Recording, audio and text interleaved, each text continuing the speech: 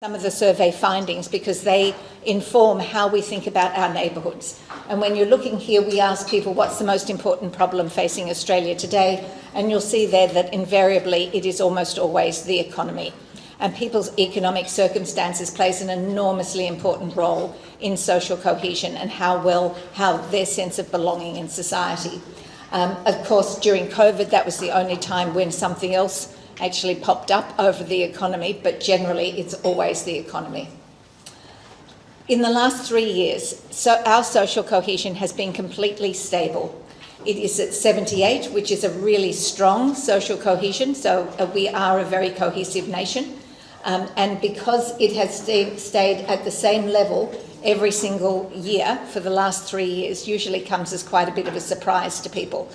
What I hope you take away from that is the reassurance that in actual fact our cohesion is stable and continues to be resilient regardless of what it is that comes our way that buffers it. Generally though, as I mentioned, people's financial circumstances do have a big impact, and you can see here that there are still pretty much the same as last year, about 12% of people who say that they are poor or struggling to pay bills, and another 28% that say they're just getting along. 22% say that they often went without medicines in the last 12 months due to a lack of money. 13% went without meals. 13% couldn't pay their rent or mortgage on time. And of those people, 25% of them are single-parent families, 25% are renters, and 20% are 18 to 34-year-olds who sometimes went without meals. So it does skew very much to those people that are having difficulty in their economic circumstances, but all of those things will pull down their sense of belonging and cohesion within society. And you can see there that people who say that they are in those situations in the last 3 surveys say that they are less likely to be happy, they're less likely to trust government, they're absolutely less likely to say that their neighbours help and get along well with others compared to those people that are financially comfortable. And along the same lines, they're less likely to be happy, trusting or connected to their neighbours. But that said, there are still a number of other issues that we need to think about. One of those is people's sense of safety. And for people who do feel safe, particularly women who feel unsafe in their communities, this also has a drag on people's sense of social cohesion. So you can see there that those women in that type of an unsafe situation are 59% less likely to believe that people can be trusted. They're 27% less likely to have a sense of belonging in Australia, 22% less likely to feel that they have a belonging in their sense of belonging in their neighbourhood, 50% more likely to feel isolated, and 32% more likely to have negative attitudes to people of different faiths or cultures to their own. But and so I'm full of bad news right now, aren't I? In actual fact, so this is the first year that we've actually been able to track people over multiple years. And you can see back in 2010, 2012, 64% of millennials that were born in Australia said that they had a great sense of belonging to Australia. But in actual fact, in 2025, that number has dropped to 34, regardless of what age group you look at, and that's the same people. So the same people have dropped. In actual fact, though, it's been the case for everybody on all of those particular age cohorts. They've all dropped somewhat in their sense of belonging to Australia. And that's an important thing to remember. Now, it's also for those people who've been born overseas, it has also dropped for them as well, but they're off a lower base. This is something I think many of you might be interested in, which is to do with people's level of social cohesion for new Australians.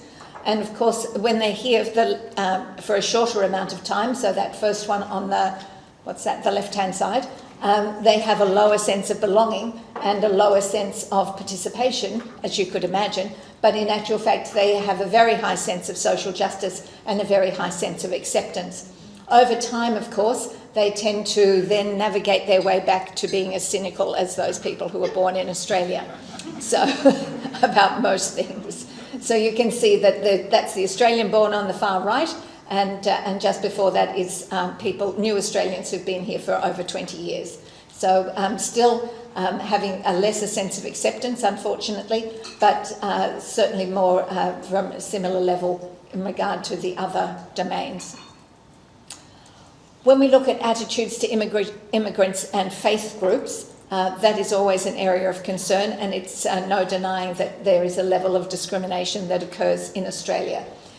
There's always a cohort of people that don't like anybody, so 3 to 4% have a negative attitude towards immigrants from the UK, Italy and Germany.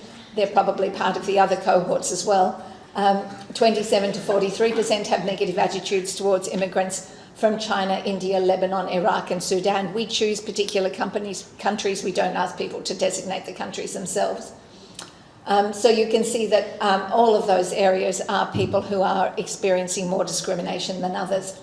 There is also a 35% have a negative attitude towards people of the Muslim faith, and this is similar to 2024, but it is lower than higher than it was in 2023. The number of people who have negative attitudes towards people of the Jewish faith is also about the same as it was last year, but it's also up from 2023. I'm sure you can understand that that has occurred, but in actual fact, what I want you to take away is that negative attitudes towards people of most formalised religions those negative attitudes have also gone up. And this is really a reflection of the fact, as I was saying at lunch to somebody, that in actual fact this is a recognition of Australia seeing itself as a secular society. They don't expect to discriminate against anybody based on their religion, but they don't expect religion to be the driver of policy at a government level. But as I mentioned before, people from Asia and Africa, so I think it's pretty difficult for you to see, but those larger lines, the purple lines, are the ones of individuals from Asia or Africa, and they definitely do report experiencing discrimination based on their skin colour, ethnic origin or religion in the last 12 months. Also that they were made to feel different or not, or made to feel that they didn't belong, and also that they are more likely, they believe, to have not been offered a job or treated unfairly at work. So all of those are higher for people of the Asian and African backgrounds. But what you can see down there is, regardless of what your background is, generally most people believe that racism is a fairly or very big problem in Australia, which gives us a foundation on which to know that there is people are open to change and open to efforts that will help to reduce that race-based discrimination. This one is one of my favourite slides. This actually talks to social cohesion across the age groups. As you can see, when people are young, their level of social cohesion is 50 points, their level of belonging is 50 points below the average, but their level of acceptance is 50 points above the average. And this is a really important thing to know, because young people are very open to anybody, anywhere, at any time. In actual fact, most of Australians are, but it's quite exceptional with young people. Their sense of belonging is low and would probably always be low because they're just starting out on life. They don't know what life holds for them. They don't know what their career is going to look like. They don't know whether they're going to get married or whether or not they're going to fall in love or whether they're going to travel. They don't know. So that sense of belonging is always going to be lower. We just don't know whether or not that's a lot lower than it should be or whether or not it's where you would expect it to be.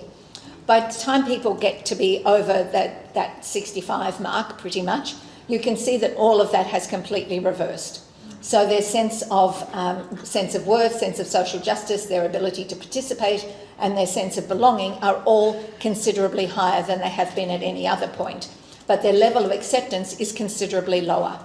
And this is generally also the fact that most older people are now settled. They know what their life has been like. They know whether or not they've got a home or whether or not their career turned out the way they did. They've got a level of comfort of where they are. Their level of acceptance is low because they don't know what change might bring. They don't know whether or not the person moving in next door to them is going to be completely different. Are they going to let their grass go too high? Are they going to do things in a different way?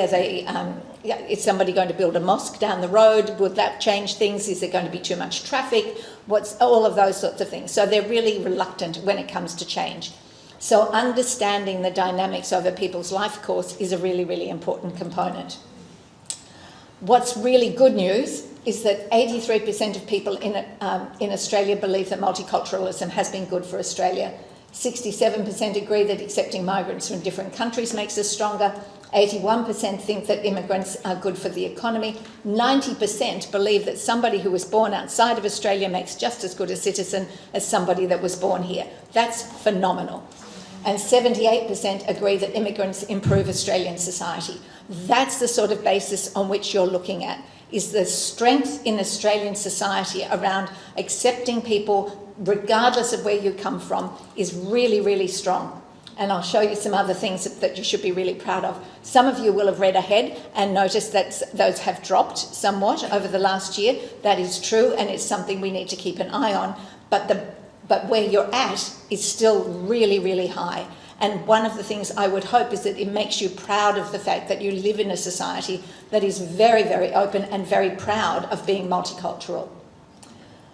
This is where we're getting to now before I bring up the speakers for today. This is to do with indicators of neighbourhood cohesion. And you can see there how high those are. So people generally are in there, it's up there in the 80s, that people agree that people in their local area are willing to help their neighbours. They agree that neighbours from different national and ethnic backgrounds get on well together. And they also believe that they feel like they belong in their neighbourhood. The one that's slightly lower is that they believe that it's less people believe that they have a voice in their local area. And how we foster that is one of those things that all of you have been discussing, is how do people have a voice in their local area. This is perhaps the last slide, but it's really, really important. And that is regardless of your economic circumstance, regardless of however you state your economic circumstances, if you live in an area of high neighbourhood cohesion, your level of happiness doubles. So it is just extraordinary the impact that neighbourhood cohesion can actually have on people's level of happiness. And if they are happy, it doesn't solve all their problems, but it gives them hope. It gives them optimism about the future. And that's one of the things that can come from what you are actually doing in your neighbourhoods. So what can we do to strengthen social cohesion? And I'm sure we're going to hear about that. And I hope I'm not going over time. Be optimistic, even if it's really, really difficult, be optimistic. Focus on issues, not categories, so don't divide people up in the population, just look at what the issues are that bring us all together. Safety and security are one of those examples that's really, really important. Build civic knowledge, get people to understand how democracy works so that they know how to have a voice. Build trust and familiarity, clearly what's going on in here. Avoid the 3 Ps. Avoid pitying people, avoid paternalism, and absolutely avoid patronising people. Alleviate people's fears. There are lots of people out there that aren't in this room that do have fears and concerns, and this is actually one of the things we need to do, is to listen to them and then help them understand why those fears are probably a whole lot less than they need to be. Look at conflict management, respectful debate, and respect for the outcomes. Remember, we are not the United States. And I think that is just such an important thing to take away. There are lots of things that are happening internationally. Australia is none of those things. It is not the United States, it's not the United Kingdom, it's not Canada. There are things about Australia which are really, really unique. And it's those types of strengths, particularly for around multiculturalism and people's neighbourhood cohesion, that we need to build on. So I will leave it at that on that quote. Community is much more than belonging to something. It's about doing something together that makes belonging matter. So thank you.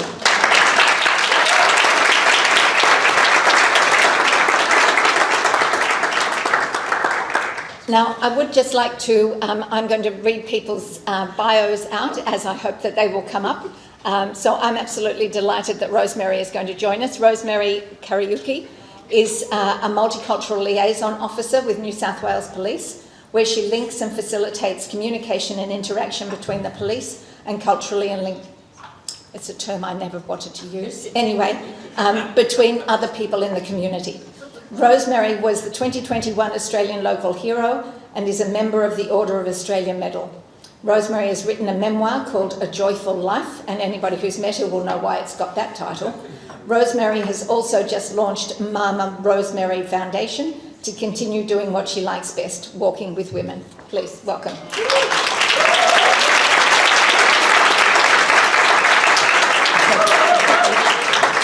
If we take the second one along. Yeah. Mehraban Farahmand has over 35 years of experience in the developmental field, having served with international organisations, the UN system, and bilateral and multilateral donor capacity initiatives in India, Laos, and for the past 2 decades in Australia. Now based in central Queensland, Mehraban is the founder of the Adasiyyih, I said that properly before, anyway, Development Initiative, a community-based organisation which focuses on fostering community resilience and social progress through learning, collaboration and collective action in agriculture and education. Deeply community-minded, Mehraban works closely with diverse groups at the grassroots to build unity, purpose across cultural and social lines. Please welcome him.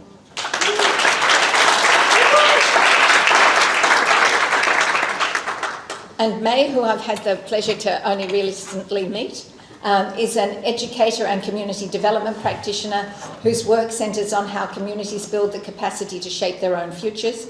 As a program coordinator at the Hampton Park Community Learning Centre and with the Training Institute, she engages in neighbourhood-based processes that strengthen capacities for consultation, collective learning, unified action and empowerment. May's research explores how education at the neighbourhood level can become a force for social transformation and the advancement of civilization. Please join me in welcoming Rosemary, Mehraban and May.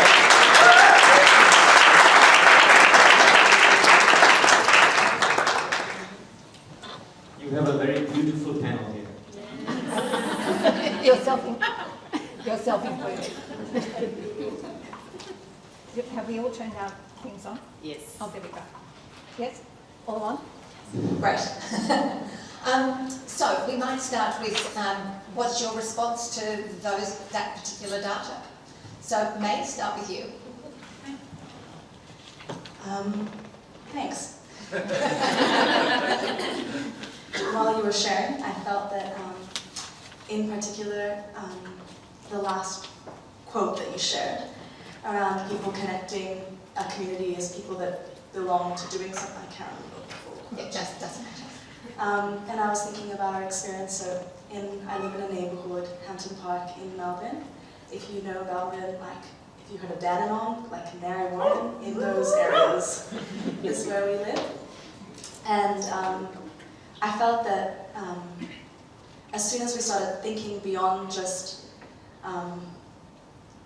what made us common, but more what could we do together to improve all of our lives, and to improve not just me and my family, but all the families near us. Not just my children, or the children near me, but the children on the street after and the street after. All of a sudden our relationships became more meaningful, and they held more weight. Thank you. Mehraban. Normally I don't pay attention, but your slides did get my attention. But again, the rapid fire that you were at, I was struggling to keep up. But one thing that stood out was 22% of people in the neighbourhood feel that they belong. One fourth, perhaps 1/3 of a population is saying we don't feel part of the neighbourhood. And then your second last slide, which was quite optimistic. I think you've memorised it. And if I could disagree with you. I think even in America, in the US, in Canada and in the UK, there are neighbourhoods that really are going against the tide. But Australia is very strong, where these neighbourhoods are becoming these havens of hope. And I really feel that it is that data that we don't want to see. But your very last slide, which I did take a photo, is you touched on hope. And I feel people are craving for hope. They are they're being aspirational, but neighbourhoods don't know what to do. Absolutely. It's Rosemary. Yeah, for me, I was just looking at those figures and I'm thinking, oh, which suburb did this or which people. But what stood with me is when I was looking at the Chinese and the Africans, we are the leading here. But when you go on the ground where people are real people don't care who you are. Neighbors, it doesn't matter whether you're green, yellow. And if you see the percentage of the growth of maybe discrimination or whatever, is not very huge, which is the hope, which there is a light there. And what I liked more is your last one, when you, where the, I don't know which slide was, where it showed that whether there's poverty, whether things are bad or wherever, people have hope. And that's what we need to live with, to keep on pushing, to keep on looking forward, even if the journey is hard, just to work together and make a better place for us to live. So Rosemary, what do you do within the neighbourhoods to be able to build that hope? What are the things that you actually seek out in order to really grasp hold of the strengths that exist within those communities? You know, I like dancing, so I always say we need dancing in the streets to bring people together. And what do? I do so many things. Where I live, before I started living this side of eastern suburbs, no one was talking to me. And I thought, why are they not talking to me? I like talking, and you know, I come from a very big family. And what I did, my first Christmas, I got some Christmas cards, and I wrote to each unit, I said, "Dear unit number 1, Merry Christmas and a Happy New Year. Could you please be talking to me?" And I wrote my name. And half an hour before Christmas, I put them under the door. That was my gift for Christmas. And I'm telling you, you could have seen the turnaround. Everybody, they were bumping into my door, coming to say hi to me. And everybody started talking to each other. And what it taught me, when you see something, do something about it. I could have just sat there and said it's racism, that's why they're not talking to me, but I did it. I did something to change the thinking of people. And I've learned that many people, they don't talk to you because our children are very cautious. Maybe do I do a handshake, do I do a hug, just do it your way, because that's your way. Whether they reciprocate, at least you have given a smile, you have given a warm. Then I went to Bochum Hills. That was even worse. But at that time, I didn't care, I knew so many people. But I used to say hi to everyone. Then I decided wherever I'll move and I'm gonna stay, I'll make a difference. And I'm coming to answer your question. So, God also hears, because the place I moved in Oran Park, I was the first person in the street. So it was really programmed well. So when I see a truck, I'll go there and I say, this is my card, my house is that one, the GP is there, the shops are there, the bigger shops are there. And if you need anything, just come and knock on my door, if I'm ever there. But at least I've given them hope. They know if they are stuck, they can do something. And because of doing that, everybody talks to everyone. I remember, because the new suburb, we went to the local Aldi, and I met somebody I had met just the other day, the previous day. And you could have thought maybe we have known each other for years. And when we are talking and laughing, an elderly couple and saying, "Where do you live? Because I want to move there." That's what we need to do. We need to look after each other. We need to do something, not just looking at the negative.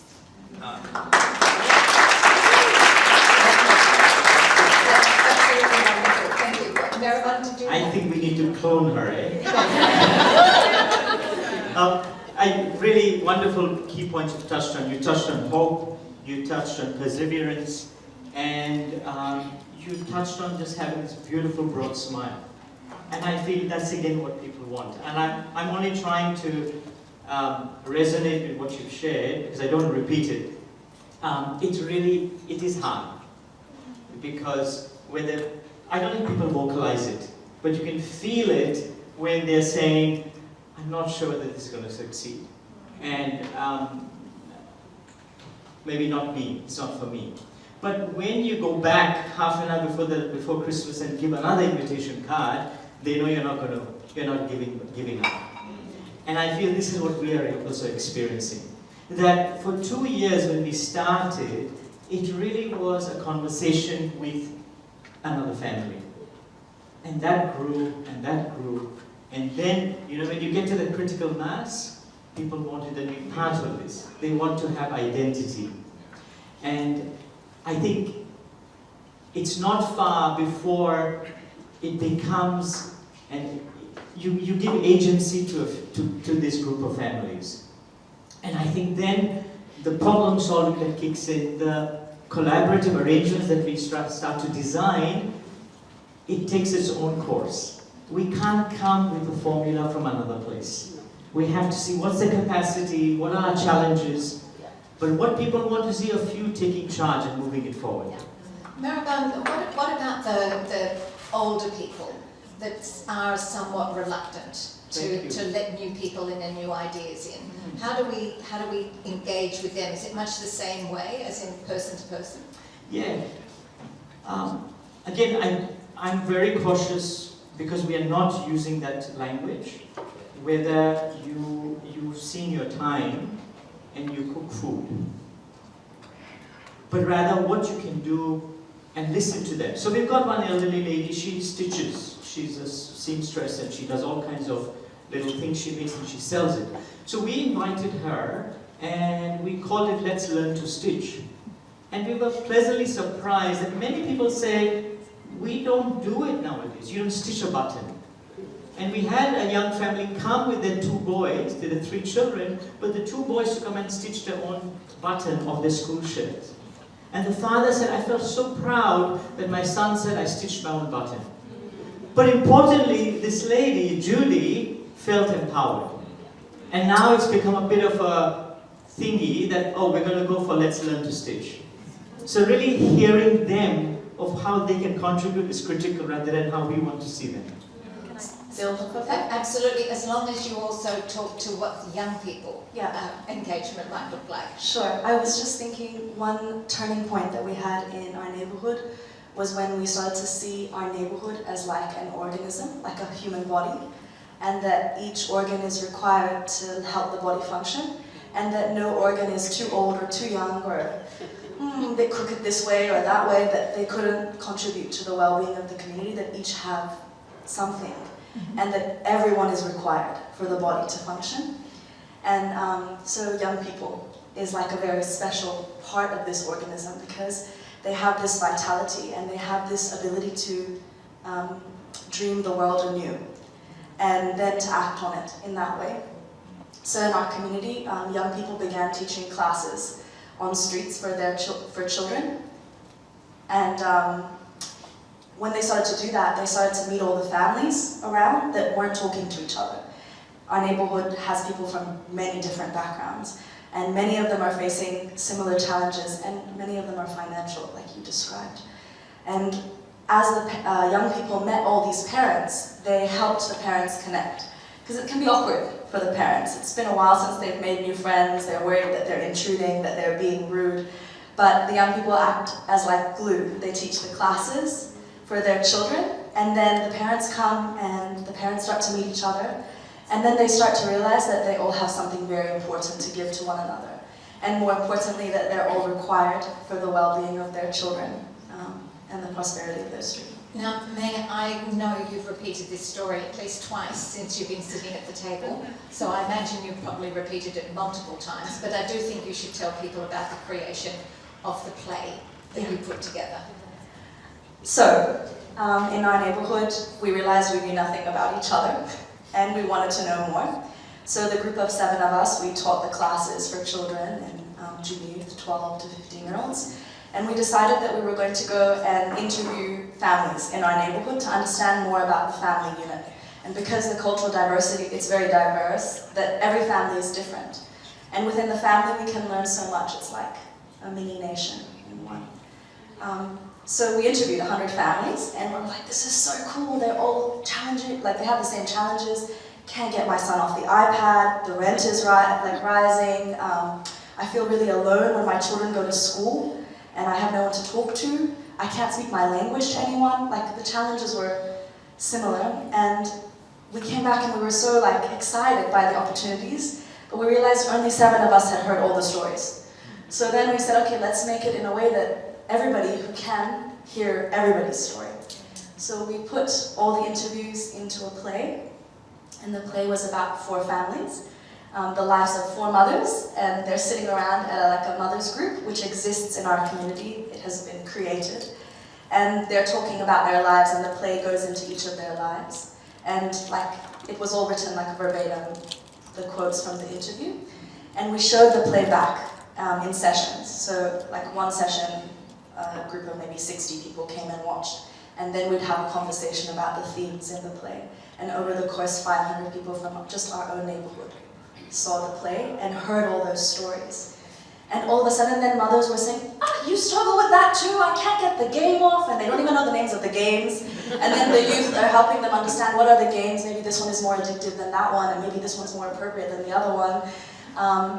And we felt that they saw the human in everyone, because they saw the story of others and they saw themselves in that story. Thank you, May. That's incredibly motivating and very thrilling, I think, for a lot of people to just think that you can do that as 7 young people, to pull all of that information together and create a play. So it's really quite astonishing. So, Rosemary, women is something that's very important to your heart. Is there particular initiatives that you would like to tell people about that you think really demonstrates what the strength is that women bring to social cohesion? Yeah, before I answer that, if anyone listened to my speech when I became the 2021 Australian Local Hero, it is, let's get to know your neighbor. That was my message. And I am so happy that I have gone to so many places, people talking about what can we do to the neighborhood, because it's really important. And another point I said, let's stop living in silos. Because you go to the suburbs, if let's say for example I'm Kenyan, we're just Kenyans. If it is Uganda, only Ugandans. If it is Indian, if Indian from Fiji, they're just Indian from, I don't even connect with the Indians from another place. So and the example I always give is, if you are given white rice and pilau or biryani, which one will you go for? Of course biryani, isn't it? Because it's tasty. So when you mix, and if, for example, I cook, I always give to my neighbor if I cook a Kenyan food. And she's the husband is Lebanese and the wife is Maltese. When they cook their cultural thing, they bring to me. So, and we exchange like that, and by doing that, you know each other, you help each other. For the last 10 years, I have never cut my lawn. My neighbor, the third neighbor, cut my behind lawn. The front one this side, my other neighbor, and the other one, when they are cutting theirs, they cut mine. I don't even know when they cut the lawn. And it's because of what? Good neighborhood. And don't do it other people's way. Do it your way. Just start the next one. And if they don't talk to you, because there are some people who don't talk to you, not because they don't like you, because of the things they are going through. You don't know what they are going through. So coming to answer you, I'm very passionate about women, and women are so powerful.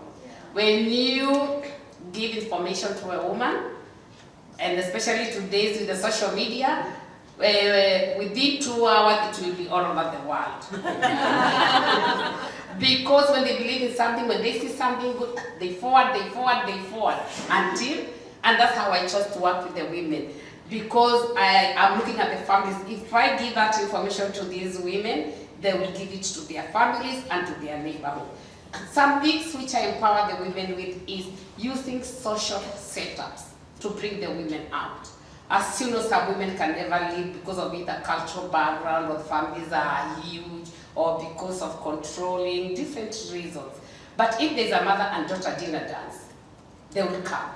And when they come to that event, they will learn about abuse, they will learn about what is in the neighborhood, what is happening, where they will ask so many questions. Then there's African Women Dinner Dance. As much as it's called African, it's for every woman. Women dress up once a year. There's so many women cannot go to a pub, and here where do people dance? In the pubs. But culturally, many of us cannot go to the pubs. So we do one, and over 400 women attend. And when they attend, they make friendships, they learn about other people. But my highlight is one called Culture Exchange Program. I started it in 2008, and I take women to the rural area, and they live with the host families for 3 days. Friday, Saturday, Sunday, and one is happening tomorrow. Wow. Tomorrow, Friday to Sunday, and we are going to Blue Mountain. And what comes out of that, the women are from all over. Like now this group I'm having, we have Iraq. I have 8 different cultural backgrounds. There's an Iraq, there's an Iran, there is a North American, there is a different people from different communities. And what you see in that, that's how the world is supposed to look like. They don't know each other, but the minute they meet, you'll think they are born by one mother and one father. And by the time they are living after 3 days, you can imagine the relationships which have been formed. The ones who are so weak because of different reasons, by the time they come, you can see that they are sitting properly, even they are taller, because their confidence is easier. And the woman, when they give and they believe in something, they don't lose it. They hold on to it. And that's how they go and spread it to their own small group, to the schools. And another thing I started maybe 3 years ago is something called Women Coffee Club. And Women Coffee Club is to target the women when they drop the children to school. They can pass by, have a coffee quick. Through that, there's some resources, you put them everywhere, they make friendships, and once they make friendships, that's the journey of healing. Because sometimes they cannot tell you, but they'll tell each other. And when they tell each other, they hold each other's hands, they come to me or to somebody else, and they refer them to services. So we can do so many things in different ways. Can you compete with that, Mehraban? Sure. Talking about women, I'm very passionate about one woman, and she's here. I'll tell you about, she's my wife, of course. I see some frowns on people's faces.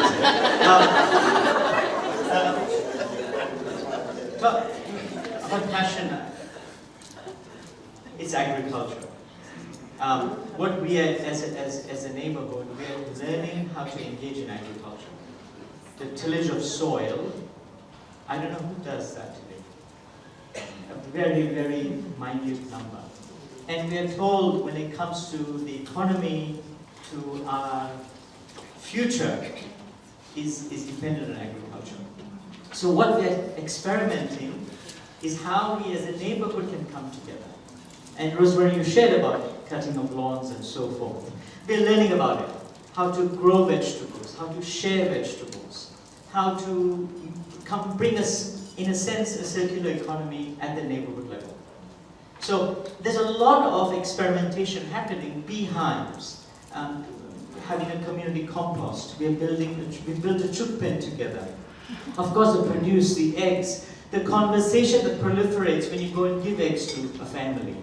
You know, there's so much that happens over there. And many other smaller projects, but it's really being in this mode of learning that we are pushing ourselves to experiment. May, do you feel like you belong? Whoa. I was thinking about, the statistic about young people not feeling like they belong and how low that was. And I was thinking about the young people in our neighborhood and myself. And I think I do always feel uncertain about the future and what the future has. But I feel I belong and I'm cared for and someone always has my back. And on the left and the right, there's an auntie waiting to either give me a hiding or give me something yummy to eat that will always protect me. And I feel a sense of belonging because of that. And I was thinking about some of the moms that live nearby that have connected over the years. They have a group they meet on Wednesdays. It's just a small group of them. We have many, many small groups, and the small groups, they feel they can talk about things and hold each other's hands, like you said. And in this group, the mothers are realizing that they don't get that much time with their children because they're working really hard. If their partners are no longer there, or even if their partners are there, they work very hard. And so together they thought of ways that this could change. So they said, why don't we take a short course, upskill? But how can we take a short course if all of us are already working so hard? Where does it fit in the week? They said, okay, we'll all take Thursdays off, and we'll all go to short course on Thursdays. What about our kids? Oh, the young person down the road, Bea, she teaches the classes. Let's ask her to come to one of our houses. We'll bring all the kids to the one house, and the kids will be there and we'll all take our course. So they started to take their course together. They're now at their placement stage, and they finish in a few weeks. But one thing that I thought was interesting, we came together, the different groups of mothers across our neighborhood, we come together every 3 months to see how are we, where are we going with this? How would we like to improve? And one of the moms said this offhand comment about belonging that I thought was interesting. She said, you know my daughter now, before she didn't know anyone.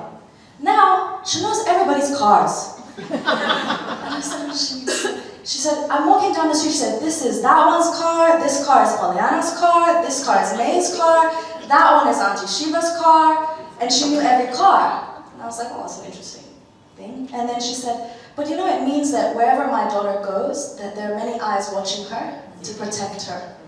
And that if I'm not there, there are others that are there with her on every street.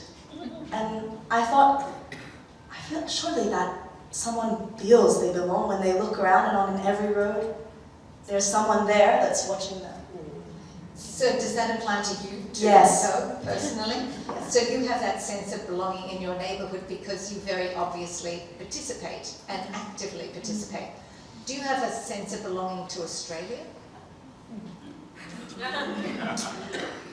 I think when I thought more about the human body analogy, I realized that, okay, in our community we're all organs and cells, but then our community is also like an organ in our city, and it has something to offer to the city. But I don't know how much I feel connected to everyone, but I feel I'm Australian because everybody on my streets, we're all Australian, we're doing good for Australia. It feels lovely. Thank you. Mehraban, do you feel like you belong? I'd like to draw attention to Parsa. He was on our table, and I relate to that. But Parsa was sharing about the neighborhood he lives in is Pamaway. And him and the other guy across him or behind him on the other table, he said both of them for the past 3 years have been working in this neighborhood, in their own neighborhood, in his neighborhood. I don't know whether the other guy is also in your neighborhood, is a resident. Yeah. And he says, I started to consider or question myself, is this my neighborhood? And I think that's a very powerful observation. That he says, will I go to the middle of Africa and say, I want to bring change to you? But rather, am I going to bring change in my own community? And I really feel this is the youth of today that I would like to emulate. That belonging is here. That we live in a neighborhood, but we work away. We have got clubs that we attend are away. That my pleasures are outside of this neighborhood. My friend circle is everywhere but my next door neighbors. And I really feel we need to ask these questions, and I do ask that to myself. Yeah. You said at lunch, you said how important asking open questions were, that you didn't necessarily have to have an answer, but the fact that you put the question out there allowed other people to have a voice and engage in that topic. Exactly, so that we are pursuing something. Because as soon as the moment we say, I know and I feel I'm okay, I think that's the pitfall. But really to have a question that we want to pursue is something we need to keep us going. Yeah. And that brings many people together. And what about that sense of belonging to Australia? I'm coming to you, Rosemary. Very much so. My allegiance to India and the women winning cricket, there's some other Asian that comes out. But we won't go there. But definitely, yes. Yeah. Very much. Fantastic. So, Rosemary, over to you. Do you feel like you belong? You can't do without me.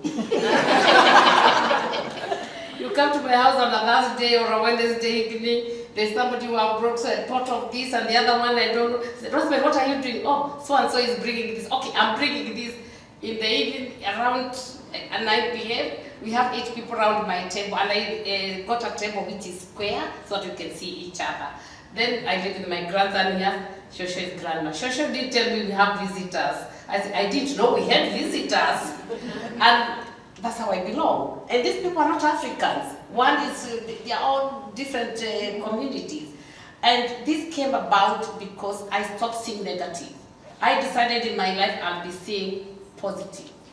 If I go to a conference, which is very boring, this is not boring by the way, I look something positive. Then maybe the speaker has got, I start looking, what is positive in it? Maybe the shirt is a nice one. And by looking at that shirt, it makes me start listening to what he's saying. You have to look positive in everyone. And people will still be annoying, but you are not the problem. The problem is them and not everyone. So we just need to change our thinking. We love each other. I remember long time ago, I was 18 years old. One nun told us in class, we see everyone, we see the God in that person. It doesn't matter which you are, the God you see how you respect God, you see that person, and if you see that the God in that person, you can never say anything bad about them. You can never take a stone and eat them. And that's how we need to live in this world.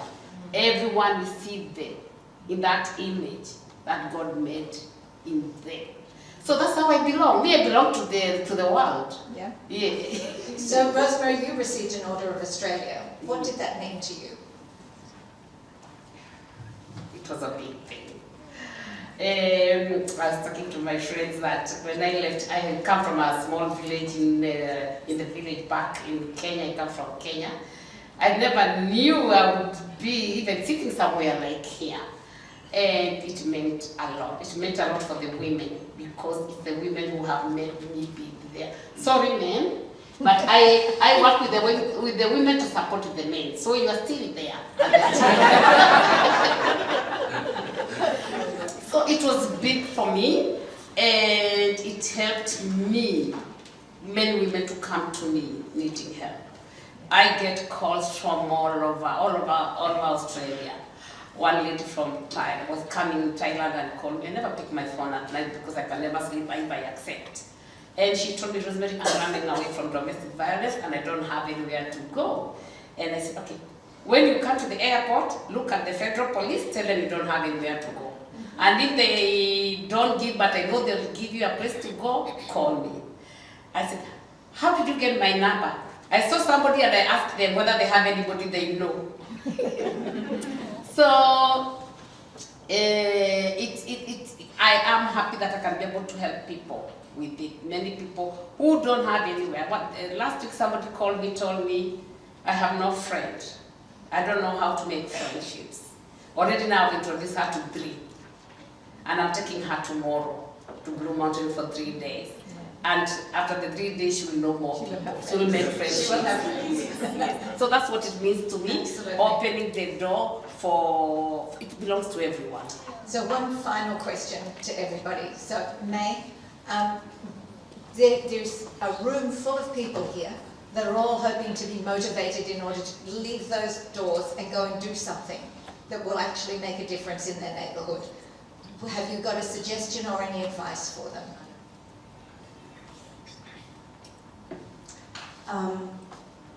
Maybe be certain that everybody wants to belong and connect. And so when you reach out to the people that deep down in their hearts they do want friendship and connection, and that they need you and you need them, and that's kind of the only way we'll progress. So. Thank you, May, very much. Mehraban? I think, Ali, you touched in your talk is to be genuinely kind. It touches people right away. Rosemary? Let us do the change you want to see in others. Let's not wait for other people. Because many people say, oh, why are they not doing this? Why is the government not doing this? We are the government. We are everything. Do it. Start. And don't wait for, we always say, I'm waiting for funding for funding. You can do everything without that funding. The people are the money. You see, the people around us are the money. Let's not wait for that funding. Because most people say, I'm waiting for the funding. I've been doing this program from 2008 without no single cent. And it happens. Because there are people who give. Well, everybody